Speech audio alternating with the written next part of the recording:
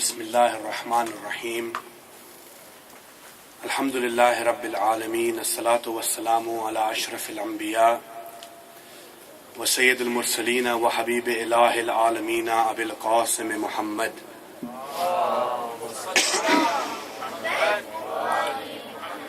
وعلى آل بيته الطيبين الطاهرين المعصومين منتجبين المنتخبين المظلومين الغرر الميامين سيما بقية الله في الأراضين وحجته للخلائق أجمعين سيدنا وإمام زماننا وصاحب نعمتنا وولي الأمرنا مهدي هذه الأمة وطؤوس أهل الجنة الحجة ابن الحسن العسكري فداه وأرواح العالمين. بسم الله الرحمن الرحيم. فمن حاجك فيه من بعد ما جاءك من العلم فقل تعالوا ندعو أبناءنا وأبناءكم ونساءنا ونساءكم وأنفسنا وأنفسكم ثم نبتهل فنجعل لعنة الله إلى الكاذبين. صلوات.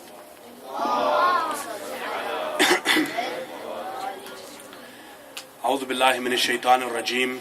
بسم الله الرحمن الرحيم. We begin today's lecture talking about the life of the chief of the women of the world. We begin today's lecture by talking about the life of the daughter of the Messenger of Allah, the wife of Amir al-Mu'mineen, and the mother of Imam al-Hassan and Imam al-Hussein, alayhim as-salam. It is none other than Sayeda Fatima az-Zahra salamullahi alayha. Allah subhanahu wa ta'ala has mentioned 4 women in the Quran who are seen as role models. He has mentioned 4 women in the Quran who he has given examples of, and he has told mankind to look at these 4 women as an example, to look at them as a role model, and he has told the human race that if you ever get stuck in a situation where you don't know what to do, you follow the example of these 4 women. The 4 women namely are Asiya, who was the wife of Fir'aun. Even though Fir'aun wasn't a good person, his wife was. So the first being Asiya, the wife of Fir'aun. The second being Khadija, the wife of Rasulullah. The third being Maryam, who was the mother of Prophet Jesus. And the fourth and final one is Sayeda Fatima az-Zahra salamullahi alayha. And out of these 4 women, he has said that that woman who holds the highest status from among these 4 is Sayeda Fatima az-Zahra. Her status cannot be measured, for she was the daughter of Rasulullah. Rasulullah himself has said regarding his beloved daughter, Fatima bad'atu minni. Man ardaha faqad ardani. Fatima is a part of me. Whoever pleases her has pleased me, and whoever angers her has angered me. The Prophet has said many things about his beloved daughter, but one of the best narrations that we have is that throughout mankind, Allah subhanahu wa ta'ala, on numerous occasions within the Quran, and on numerous occasions through the tongue of Rasulullah, through the narrations that we have, has mentioned that the status of a mother, has mentioned that heaven lies beneath the feet of the mother, has mentioned that your mother has rights over you, has mentioned that you do not raise your voice to your mother, has mentioned that if you want to enter heaven at its highest gate, then you must please your mother in this world. But the only person in history who has been recollected as the mother of her father is Sayeda Fatima. Rasulullah said that after the passing away of my wife Khadija, Fatima, my daughter, looked after me in such a way, respected me in such a way, tended to my every need in such a way, that Fatima ummu abiha, Fatima is like my mother. To be called the mother of the Prophet is the greatest praise anybody could have. So in today's lecture we will discuss the life of Fatima, the praise of the Quran, the mention of her in the Quran, the mention of her in the Hadith, and we will try and derive lessons from her life to implement into our lives. We see that Rasulullah, when he came to this world, his father had already passed away. At a young age, his mother passed away. So he came in the custody of his grandfather Abdul Muttalib, and after a few years he passed away as well. And then the Prophet came into the custody of his uncle, his father's brother, Abu Talib, who was also the father of Imam Ali. Abu Talib raised the Prophet.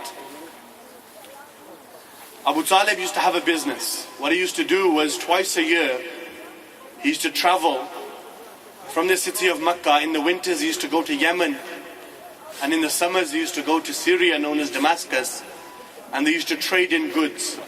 They used to take their items, they used to go there in the marketplace, and they used to trade and sell and buy items. Abu Talib took Rasulullah with him and took him on these journeys that he used to partake. Khadija, who was the wife of Rasulullah, she was the richest woman in Arabia. She was the richest woman in Quraysh. She had many businesses, and her profit was so high that they said that almost every person in the city of Mecca was in her debt. They mention when they attack Islam, they say that Islam does not give women rights. Islam does not give women the opportunity to succeed. We say to them that the greatest businesswoman was the Muslim Khadija. We say to them that today, the things that are taught within university, the things that are taught within colleges and schools, the things that we get told in terms of business acumen was none other than taken from Khadija. So when Abu Talib used to take the Prophet with him, he used to trade in the area, and Khadija too used to trade in that area. And Abu Talib said to the Prophet that I want you to go and work for Khadija. I want you to go and be her employee. So the Prophet went and worked for her. She noticed one thing, that whenever the Prophet used to make a sale, whenever the Prophet used to sell something, he used to go to the corner, prostrate down to the ground, and he used to thank Allah subhanahu wa ta'ala. So Khadija approached the Prophet and she said to him that, what do you do when you make a sale? Where do you go? And you prostrate, what do you say?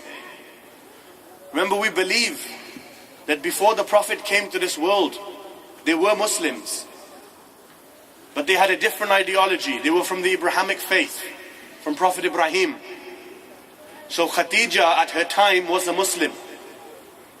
She accepted the oneness of Allah subhanahu wa ta'ala. So the Prophet said to her that when I make a sale, I want to thank Allah for helping me make this sale. So I go and prostrate. How many times do we thank God on a daily basis? We only call God when we need something, but when you have something, when do you turn to Him? Every time he made a sale, he would prostrate and he used to thank God. She was so impressed with the Prophet that when they came back after the trading and they came back to the city of Mecca, majority of the times when a marriage happens, the male side proposes to the female side.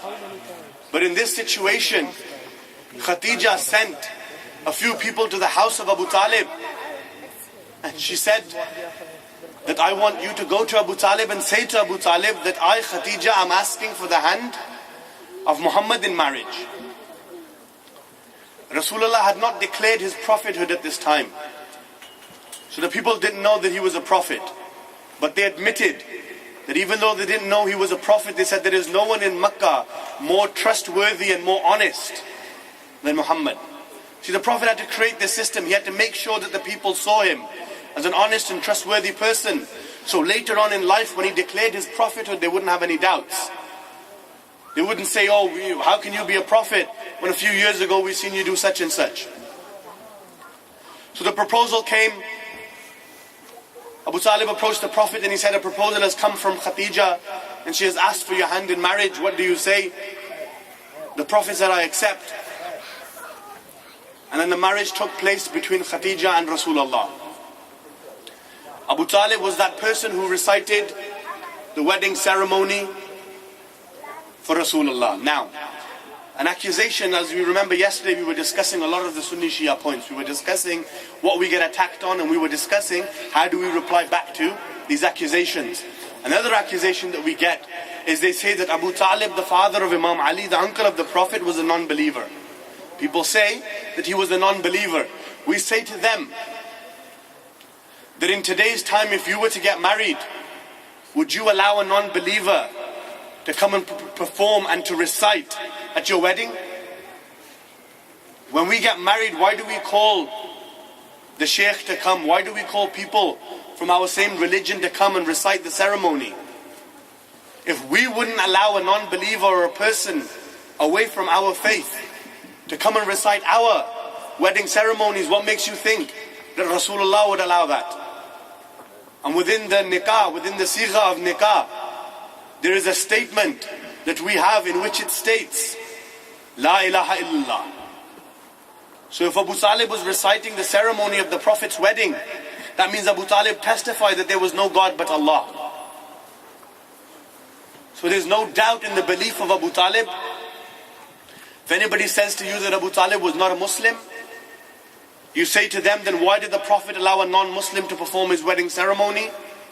And you say to them that within the wedding ceremony, the person who recites it, he must say La ilaha illallah. And he must get the person to say it. So that is one of the biggest proofs that we have. Not just that, Abu Talib, basically when the Prophet declared his prophethood, he sacrificed everything he had. He gave love and affection to the Prophet. All those that tried to come and attack the Prophet, Abu Talib protected the Prophet. So the wedding ceremony took place, and Rasulullah was blessed through this marriage by a daughter known as Fatima to Zahra. Narrations state that Allah subhanahu wa ta'ala said to the Prophet, before actually conceiving Sayeda Fatima, Allah subhanahu wa ta'ala said to Rasulullah, I want you to go away from your wife for 40 days. I want you to go to the cave of Hira, and I want you to stay there for 40 days, and I don't want you to see your wife. 40 days later you can go and see her. Why did Allah subhanahu wa ta'ala say this?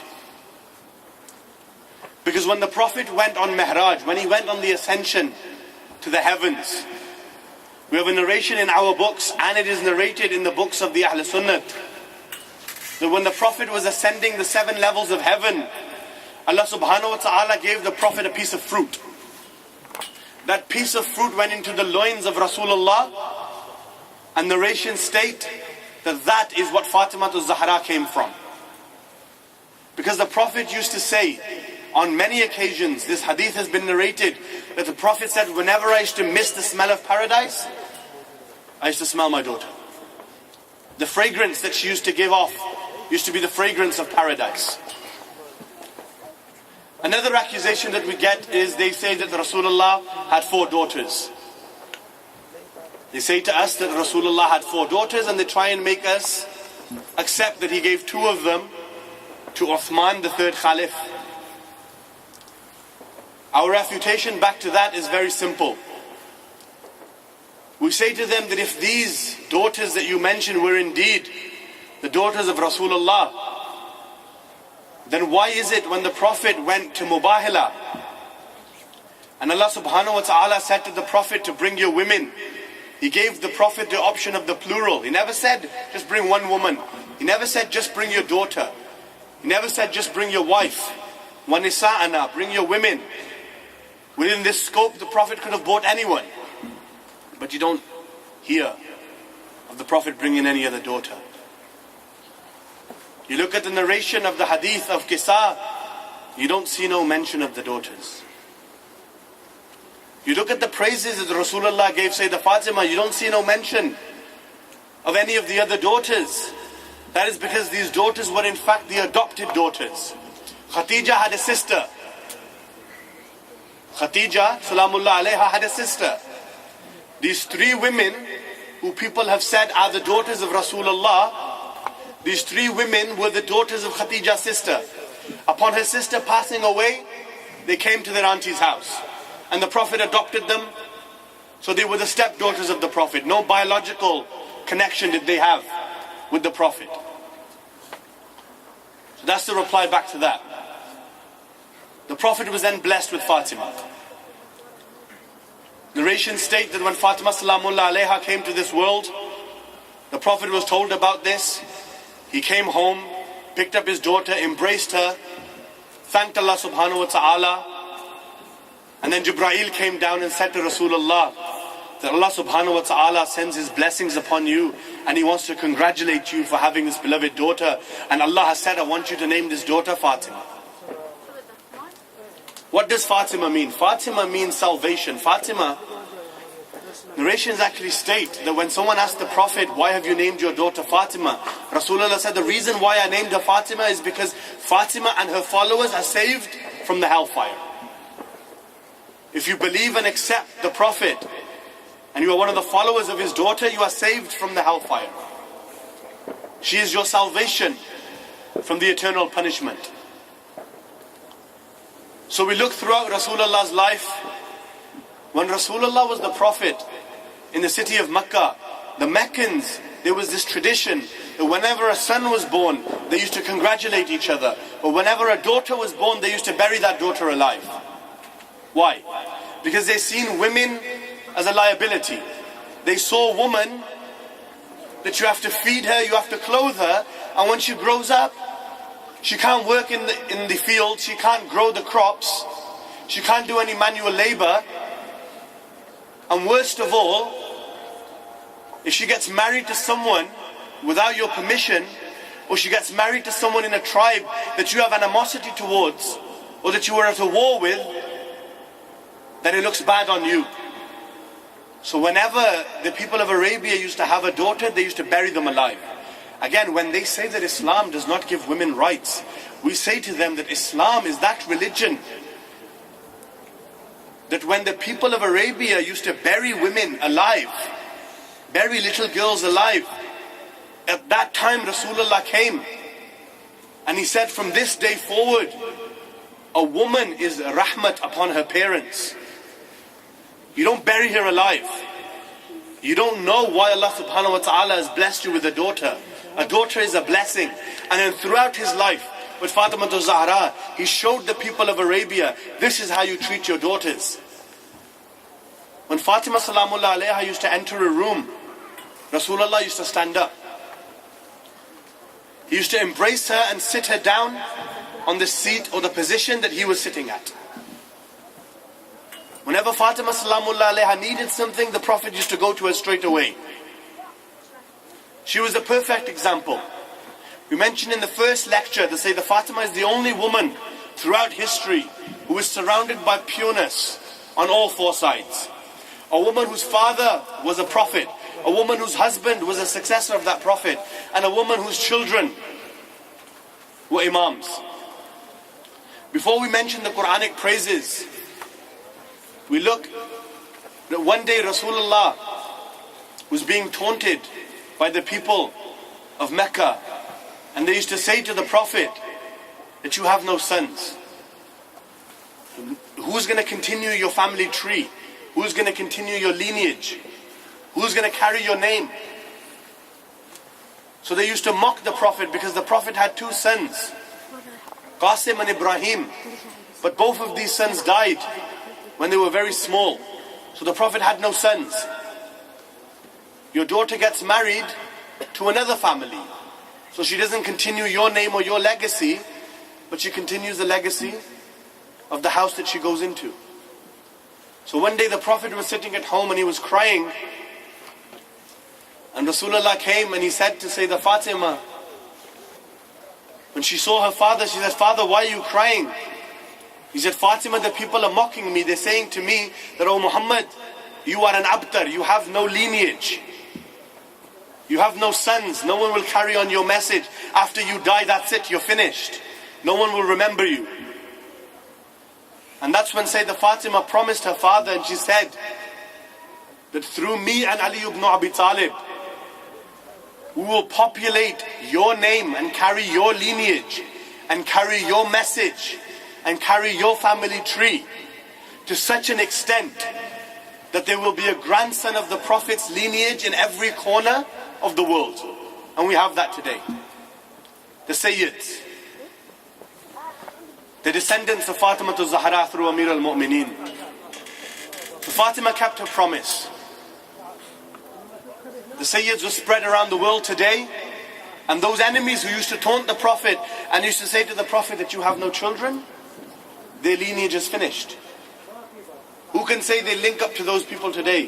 Who can show us their family tree that goes all the way back to those people who used to mock the Prophet? No one. In terms of Fatima's generosity, we looked at on her wedding day, Rasulullah gifted her a brand new wedding dress. Now us men wouldn't understand, but the women understand that a wedding dress is a very big deal. On your wedding day, you wear your wedding dress, you look nice. So it's kind of a big deal. But if you look throughout history, when the Prophet gave his daughter her wedding dress, and she had the wedding dress in her house, the narration says that a beggar came and knocked on the door of Fatima to Zahra on her wedding day. And the narration says that that woman knocked on the door. When Fatima answered the door, the woman said, "O house of the Prophet, I am hungry, I am poor. Is there anything that you can give me? Is there anything that you can give me?" The narration states that Sayyidah Fatima to Zahra took her wedding dress and gave it to the poor person. She gave her wedding dress to that beggar. When Rasulullah came to her house and he saw that Fatima was still wearing the same clothes that she wore, and it was her wedding day, Rasulullah said to his daughter, "Fatima, where is that wedding dress that I gave you?" And Fatima said, "Father, I was going to wear it, but a beggar came and knocked on the door and asked for something. She needed food and she needed some money. I gave her some food and then I gave her the wedding dress. And maybe she could sell that wedding dress and maybe that she could make some money." Rasulullah looked at Fatima and said, "Truly you are my daughter. Truly you are the part of me. Bad'atu minni, you are a part of me." Charity doesn't mean you give what's stored in the attic or what's stored down in the cellar, or something that's old or something that you don't use.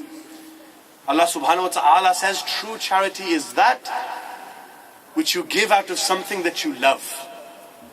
It's easy to have a pair of trainers that you've been wearing for the past couple of years, and when they get ripped and when they get out of fashion, the new Nike trainers come out, you buy the new ones and you give the old ones away to charity, and you think, "MashaAllah, I've given charity." That's not charity. Give out of what you love is charity. Staying on the topic of charity, there's another narration that a person came to the Prophet's mosque and said to the Prophet, "Ya Rasulullah, I am a beggar and I've come here to ask for some money. Is there anything that you can give me?" The Prophet said, "Go to my daughter's house, knock on the door, tell her that I have sent you, she will give you something." So the narration says that this man who was with Rasulullah went to the house of Fatima, knocked on the door. Thank you. Knocked on the door and said, "Fatima, your father has sent me. I'm a poor person, I've got no money. Is there anything that you can give me?" Fatima said, "The only thing I have is a necklace, I don't have anything else." He said, "That's fine." So Fatima took off the necklace and she gave it to the beggar. The beggar then took that necklace back to the Prophet. Just watch the story. The beggar took that necklace, went back to the Prophet and said, "Ya Rasulullah, your daughter has given me this necklace and she has said for me to sell it, and the money that I make from it will help me in my cause." Ammar ibn Yasir, who was a companion of the Prophet, was present at the mosque. He said to the beggar, "Can I buy that necklace from you?" The beggar said, "Sure." Ammar said, "What is the price?" He says, "There is no price. I just want enough money that I can eat, that I can buy some clothes, and then I can go home." Ammar said, "I will give you 100 dinars. I will give you my camel so you can go home, and I will give you some clothes as well. How does that sound?" He said, "That's perfect." So he gave the necklace to Ammar, and Ammar gave him the money that he promised, gave him the clothes, and gave him the camel.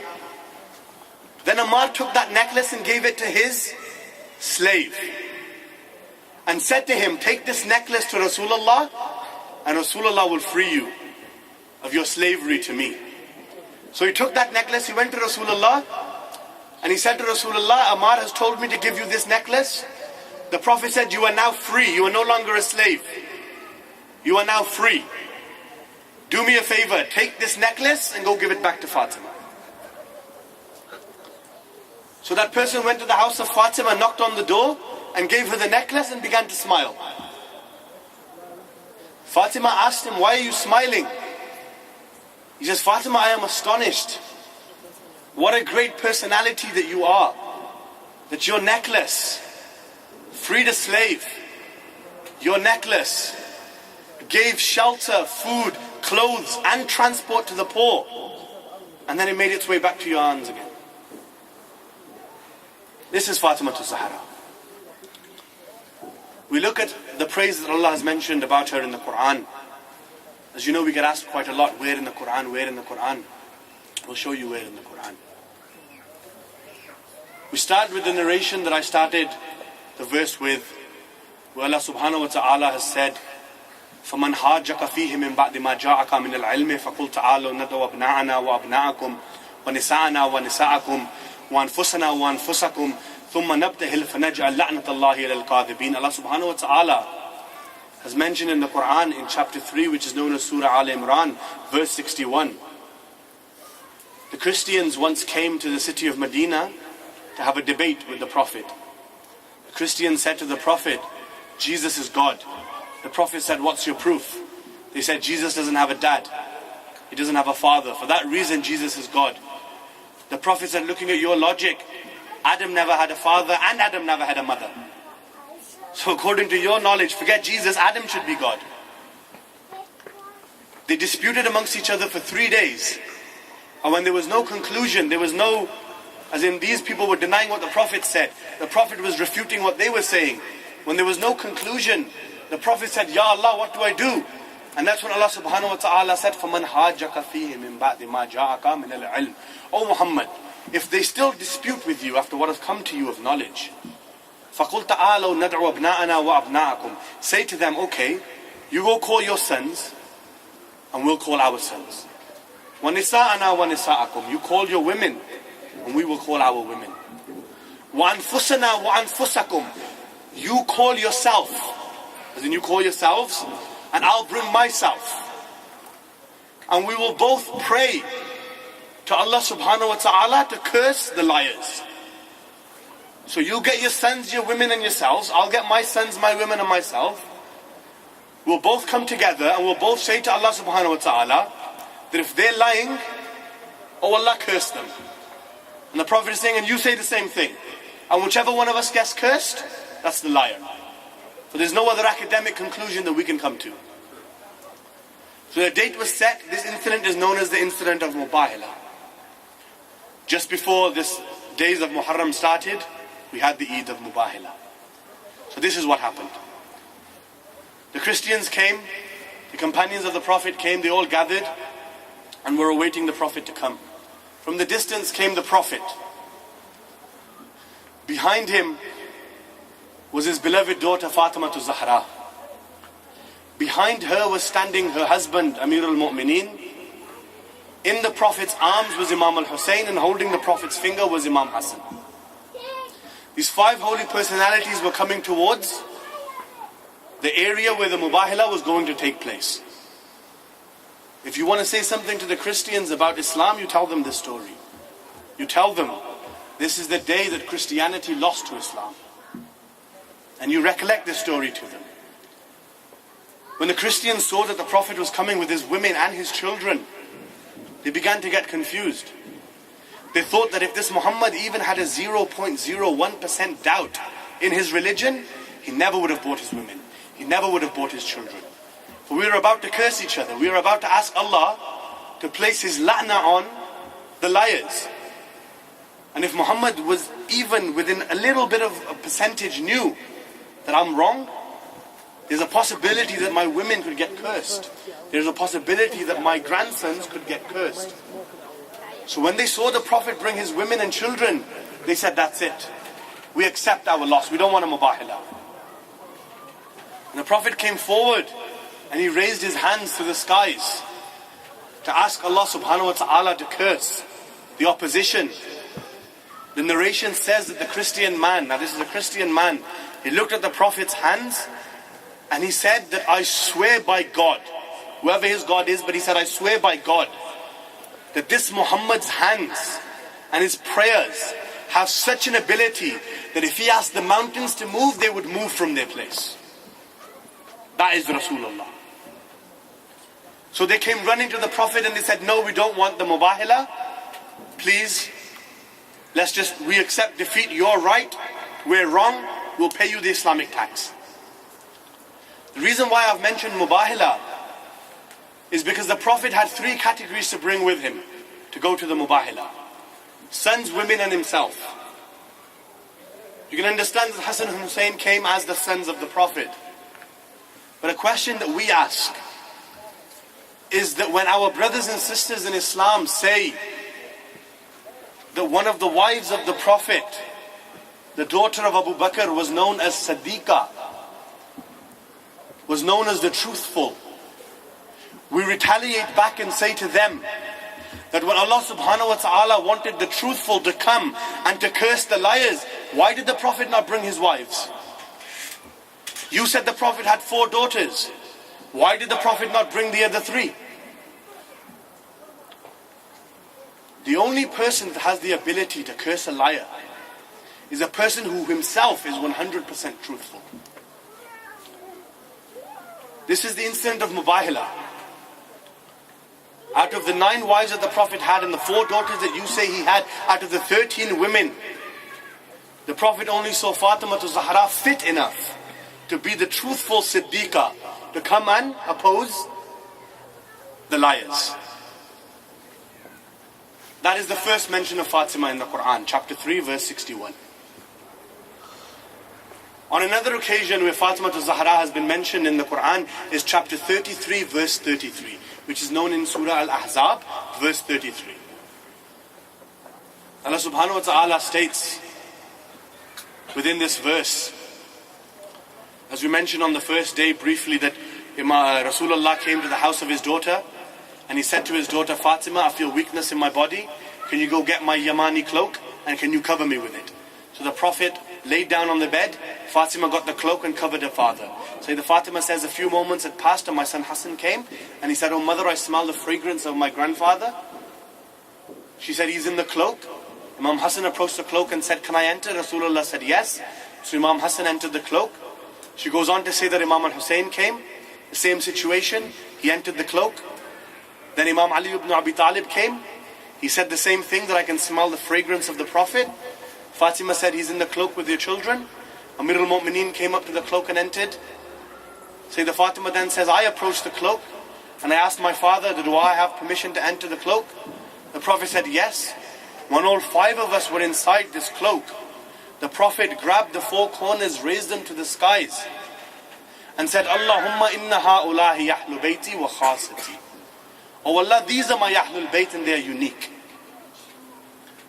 Oh Allah, love those who love them, hate those who hate them. I am at war with those who are at war with them. Remember when we mentioned that Imam Ali, during his Khilafat of those 2.5 to 3 years, 3 civil wars took place. Imam Ali is a member of the cloak. Imam Ali is a member of this hadith. So when the Prophet is saying that I am at war with those who are at war with my Ahlul Bayt, that means if anybody stands up and goes to war with the Prophet, or goes to war with Imam Ali, or goes to war with Imam Hussein, it is the same as going to war with all 5. So those who came and fought the Amir al-Mu'mineen in the battle of Jamal were not just fighting Amir al-Mu'mineen, but they were opposing the Prophet of God. When those came in Siffin and went to war with Amir al-Mu'mineen, they were fighting the Prophet, and when those came at Naharawan, they were opposing the Prophet as well. So Allah subhanahu wa ta'ala said, إِنَّمَا يُرِيدُ اللَّهُ لَيُذْهِبْ عَنْكُمْ رِجْسَ أَهْلِ الْبَيْتِ وَيُطَهِّرَكُمْ تَطْهِيرًا. That verily Allah desires to remove all uncleanlinesses and blemishes from you, O Ahlul Bayt, وَيُطَهِّرَكُمْ تَطْهِيرًا, and to purify you with a thorough purification. The only woman in history who has been given a thorough purification is Fatima al-Zahra. We mention again, 4 daughters, where were they? Why were they not in the cloak? But apart from the 4 men, Fatima Zahra is the only woman in history. There will not be another woman like her who has been thoroughly purified and who has been thoroughly cleansed. On my first 2 nights I began with an opening verse of the Quran where I said, قُلْ لَا أَسْأَلُكُمْ عَلَيْهِ أَجْرًا إِلَّا الْمَوَدَّةَ فِي الْقُرْبَى. Where Allah said to the Prophet, O Muhammad, say to them that I don't ask for any reward for bringing you Islam except that you love my family. Fatima Salamullah alayha again is the only woman whom loving her is wajib. Is one thing showing animosity towards someone, and is one thing saying I don't love them, I don't hate them, let them be. But with this holy personality, Allah subhanahu wa ta'ala is saying you have to love her, you don't have a choice. I created you, I tell you what you can do, I tell you what you can't do. I have set laws for you. And among those laws, among those regulations, is that you have to love Fatima Zahra. Why? What was so great? She was a perfect role model for women. Even though her mother has been mentioned in the Quran as one of the greatest women, Fatima surpasses her mother. Allah says on the Day of Judgment, when it comes time for people to enter the doors of heaven, a voice will come from the skies, everybody lower your gaze, for Fatima is coming. Narrations say that everybody will look down. Fatima will come to the throne of Allah subhanahu wa ta'ala. She will have a tray in her hand with a cloth on top of that tray. She will come up to the throne of Allah subhanahu wa ta'ala. She will remove that cloth, and on that tray will be 2 arms that we mentioned was severed of Abil Fadl al-Abbas. There will be 2 arms on that tray, and she will say, Oh Allah, for what injustice was my son Abbas killed? And she will be the first to enter heaven. There's another narration which states that Sayeda Fatima said, even though she is the first to enter heaven, she says, I will not step foot into the gates of heaven until those people who mourned my son Hussein, those people who cried for my son Hussein, those people who propagated the message of my son Hussein, I will not enter heaven until they enter first. Following a Fatima saves you from the hellfire, promises you heaven. Following her the way she should be followed. And then there's an entire surah in the Quran, Surah Kawthar, which is dedicated to Fatima Zahra, and it has a bit of reflection upon what we were saying about the Prophet not having any sons. When Allah subhanahu wa ta'ala says to the Prophet, Inna a'ataynaka al-Kawthar فَصَلِّ لِرَبِّكَ وَانْحَرْ إِنَّ شَانِئَكَ هُوَ الْأَبْتَرُ. Indeed, we have given you Kawthar. Therefore, pray to Allah subhanahu wa ta'ala and sacrifice a camel. Give a camel in the way of Allah. And do not worry, for surely your enemies will be abtar. Your enemies' lineage shall be cut off. One thing that we get here is, obviously you all understand Arabic better than me. The word Kawthar means what? Well, for us, yes, but literally the word Kawthar means a fountain. There's a fountain on the Day of Judgment that we will all be blessed with by the water of if we enter heaven. It is known as Kawthar. So the other schools of thought translate this verse by saying, O Muhammad, don't worry, Inna a'ataynaka al-Kawthar, we have given you the fountain. The way you reply back to them and the way you prove to them that this Kawthar is not that fountain, but it is in fact Fatima Zahra, is you say to them, we don't give you any tafsirs, we don't give you any we just look at it from logical perspective. Imagine the Prophet is saying to Allah subhanahu wa ta'ala, Oh Allah, I don't have any sons. There is nobody there to continue my name. There is nobody there to continue my lineage. Can you please help me? And Allah says, no problem, Muhammad, here you go, have a fountain. How is that fountain going to benefit him in his prayer to Allah subhanahu wa ta'ala? That's like if a friend comes up to you and he says to you that I don't have any money, I need to buy some food. And you say to him, oh, don't worry about it, here, take my shoes. It doesn't make sense logically. When you ask for something, when that prayer gets answered, it should get answered in recollection with that prayer. So if you put a fountain in here, it doesn't make any sense. That's what you say back to them. When the verse ends with, indeed your family's, indeed your enemy's lineage will be cut off because of this Kawthar, you say to them, what fountain cuts family trees?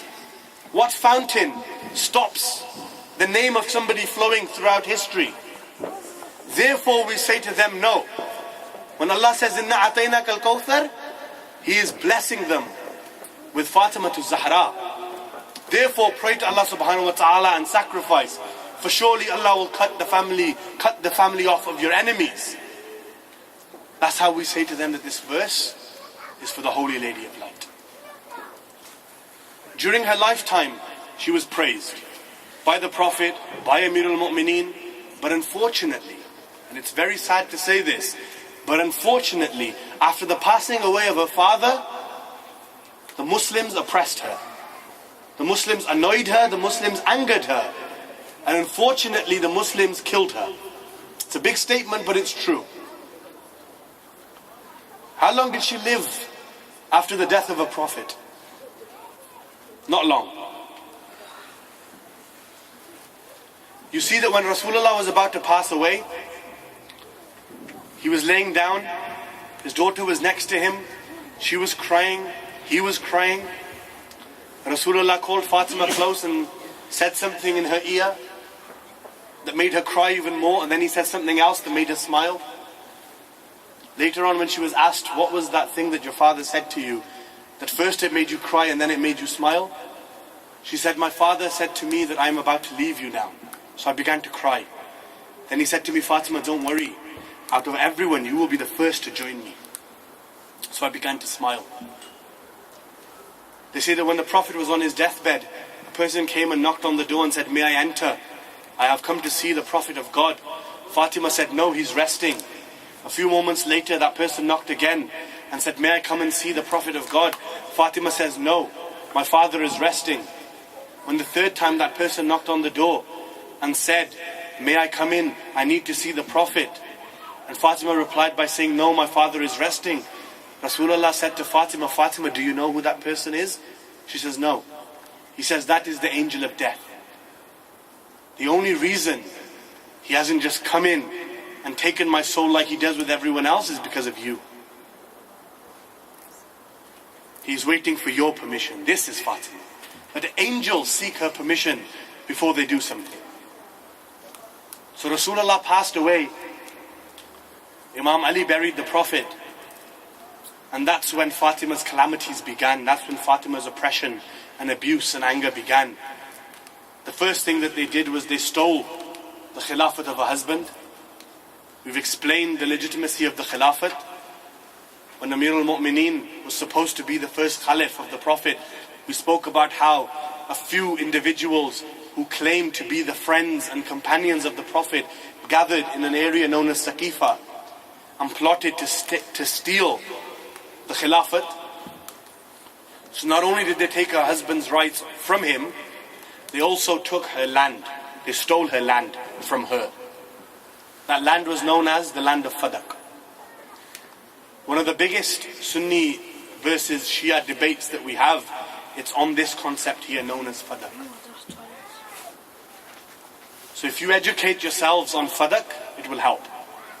There's a narration from our 12th Imam, Imam Sahib al-Asr wa Zaman, in which he states that if a Shia, my Shia, does not know the incident of Fadak, he's not my Shia. For Fadak is the first incident where Muhammad had to stand up and fight for their rights. So what is Fadak? Fadak was a piece, as the people say, was a piece of land. That's not true. Fadak was the size of the city of Kufa. It wasn't a small piece of land. Fadak was the size of the city of Kufa. And from it, the entire Muslim Ummah could gain sustenance. So the Prophet, in the Battle of Khaybar, when he was fighting against the Jews, and Amir al-Mu'mineen came, and he destroyed Marhab, and he destroyed Antar, and he destroyed his brother Harith, and Imam Ali lifted the gates of Khaybar, that it took 40 men to lower. And when Imam Ali brought victory to the Muslims, the Jews of Khaybar then said to the Prophet, we are giving you the land of Fadak as a gift. Here, take it. So Fadak was not a land that the Prophet won in battle. It was not a land that the Prophet achieved through a war, but it was Maleh Fay. As Allah mentions in the Quran in Surah Hashr, Maleh Fay is that piece of land that is given to the Prophet where no war has taken place. So the Prophet gets Fadak, and Allah subhanahu wa ta'ala then says in the Quran in chapter 17 verse 26, O Muhammad, give your family their due right. Give your family their due right. The tafseers say, when this verse was revealed, Jibreel came to Rasulullah and said, Ya Rasulullah, Allah is saying that when He says, give your family their rights, He means give Fadak to Fatima. So the Prophet in his lifetime gave the land of Fadak to Fatima. In his lifetime. Which means Fadak was a gift given to the daughter of the Prophet. It was in her possession. When the Prophet died, and the first Caliph of Islam ascended the pulpit of Rasulullah, he took that land. He usurped that land. When Sayeda Fatima came to the mosque and said, this is my land, why have you taken it? He had the audacity to say to the daughter of the Messenger of Allah, where are your witnesses? Prove to me that this land is yours. Remember, this is that same woman who the Prophet took to Mubahila as the truthful Fatima. Right now, she's being questioned on her truth. So she presented Imam Ali as evidence and as proof. And they said, no, you can't have a family member give evidence and be a witness. He's your family. So they presented Ayman, who was a woman who used to work in Fatima's house. They too said, no. For a woman in Islam, they say her witness, that you need to have 2 women, and that equals 1 man in terms of witnesses in the court. So if 1 man gives a witness, you need 2 women in the opposition to make the scale equal. So when there were no witnesses, he then said to Fatima that since you have insufficient proof, I'm not giving you this land. So then the Holy Lady said, if you're not going to give me this land as my right, then at least give it to me under the laws of inheritance from my father. If my father has died, if you're not going to give me the land as my gift, at least give it to me under inheritance. That person replied back and said, no, Rasulullah has said that we prophets do not leave inheritance. Whatever we leave, it is for the ummah. No dirham, no dinars. We don't leave any inheritance. Fatima said, when did my father say this? She goes, there's nothing that my father said that I don't know better than you. My father never said this. He said, yes, he did. He said that we prophets do not leave any inheritance. Fatima then quoted the Quran. There's a verse in the Quran that says, وَوَرِثَ ثُلَيْمَانَ دَاوُدَ, and Solomon inherited David. So we pose the question that if you're saying that prophets do not leave inheritance, Solomon was a prophet, Dawood was a prophet, what's going on here? One father is inheriting from another prophet. We look at the Quran in Surah Maryam, we see the Prophet Zakaria raise his hands to Allah subhanahu wa ta'ala in worship. And he said, oh Allah, please give me a son who will inherit me and who will inherit the sons of Yaqub. Zakaria was a prophet. He prayed for a son so that son could receive his inheritance. Again, what's going on here? But unfortunately, Fatima Zahra was denied her right, not only through a gift, but she was also denied her right through the laws of inheritance. And that's when she turned towards that person and she said to him that I will complain to my father on the day of judgment for what you have done to me, for surely you have angered me. And I will complain to Allah subhanahu wa ta'ala on the day of judgment. And then she left the mosque and then she went home. So angering Fatima is angering the Prophet. Angering the Prophet is angering Allah. And you don't need any hadith to tell you what's going to happen to you if you have angered Allah subhanahu wa ta'ala. If you've angered God, you're going to hell. So this is a chain. You anger the daughter of the Prophet, you anger the Prophet. You anger the Prophet, you anger Allah. And when you anger Allah subhanahu wa ta'ala, you anger the very wrath of Allah. And be sure that if you anger Allah subhanahu wa ta'ala, He will punish you. So Fatima Zahra, to conclude, was the greatest woman to walk this earth. The best role model for women. The highest status anybody could ever achieve. The part of the Prophet, the husband who was an imam, whose children were imams, the pure, the perfect, the infallible, the great, the one whom loving is wajib, the one who came as the truthful to represent Allah subhanahu wa ta'ala on the day of Mubahilah. And then that same Fatima, upon the death of her father, was oppressed. That same Fatima was repressed. The same Fatima was abused. And the same Fatima left this world angry. She left this world in a state of anger. We pose the question, we say, why don't you know where Fatima is buried? We don't know.